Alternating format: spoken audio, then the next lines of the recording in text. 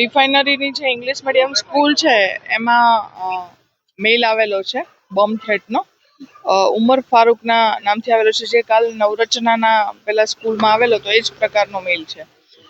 એને તહેત local police હાજર છે, એસીપી ડીસીપી પણ પહોંચી ગયા છે અને એસઓજીની ટીમ, ક્રાઇમની ટીમ, બીડીડીએસની ટીમ અને ડોગ સ્કોડની ટીમ દ્વારા ઇન્ટેન્સ સર્ચ કરવામાં આવ્યું છે. હાલ સુધી કોઈ એવું બરામદ થયેલું નથી અને મેલ ક્યાંથી આવેલો છે, કોણ કરી રહ્યું છે અને આવા કેટલા મેલ અને માત્ર બરોડામાં જ થઈ રહ્યા છે કે કેમ, એની તમામ તપાસ કરવામાં આવશે.